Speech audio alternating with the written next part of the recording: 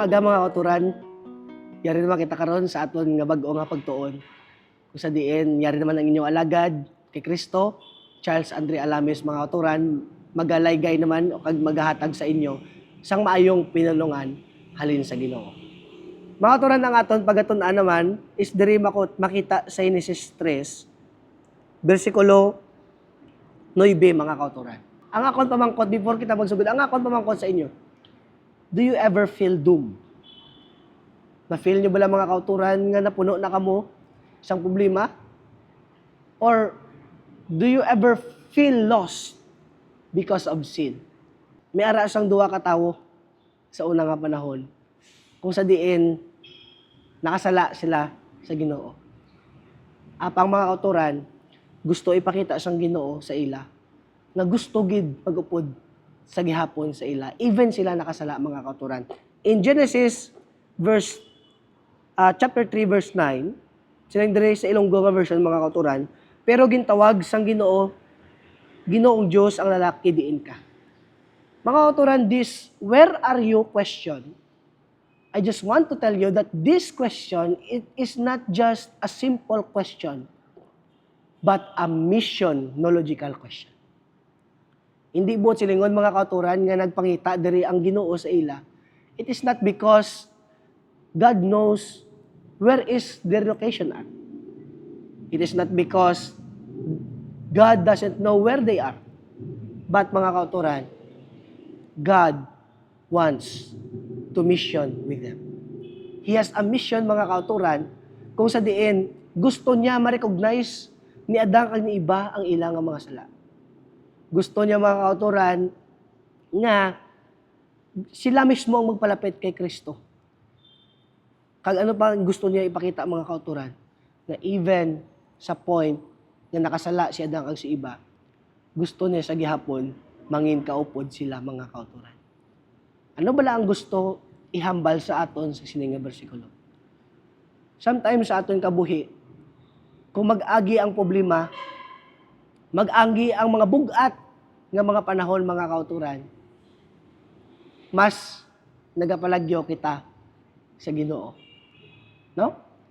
Sometimes may mag-abot sa aton nga trahedya mga kauturan, and kung makasala kita sa Ginoo, nagapalayo pagid kita sa iya ang aton masami mga kauturan.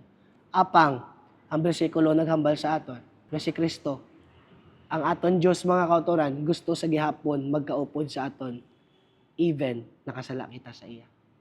Do ano kanami kag mapinalanggaon nga Dios mga kauturan. Kung sa diin kung kita makasala sa iya mga kauturan, He is very welcome sa gihapon sa pagbaton sa aton. Always remember, when the problems arise and we lost because of sin, brothers and sisters, Jesus wants to be with us. Jesus still find us. In your life, maybe, yara ka mo sa point sa kadulong. Sa inyo kabuhi, mga kauturan, maybe yara ka mo sa point nga hindi ninyo ma-feel ang Diyos. But I'll tell you, He is always there to find you and to be with you. Mga kauturan, I encourage you all, if you feel lost because of sin, God is always finding you. He wants to mission in your life, mga kauturan. Palapit kita sa iya. Balik kita sa iya, mga kauturan. Because He is a God of love. I just want you to remember the thief on the cross, mga kauturan. Kung sa diin, sila niya, Ginoo, gusto ko mangin kaupod sa imo kung sa diin ka mamagkadto.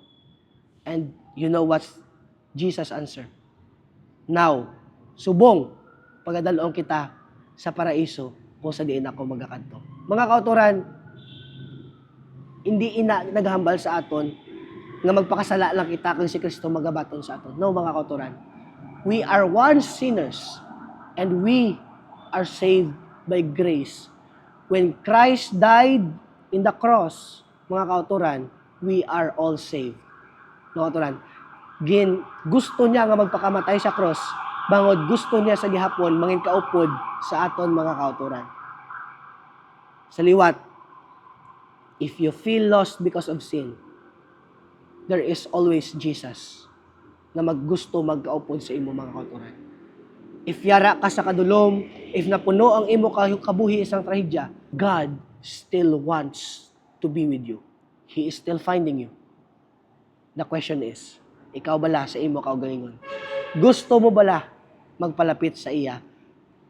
If you want to go with Him, recognize your sins and go with Him with full of faith, mga kauturan. Sa sining bersikulo, gusto ihambal sa aton mga kauturan. Sa diin bala ikaw, sa sining nga tion. Sa diin bala ikaw, sa sining nga punto. Mga kauturan, I encourage you. Kung nadula ka mo, bangon sa sala, balik kita kay Kristo.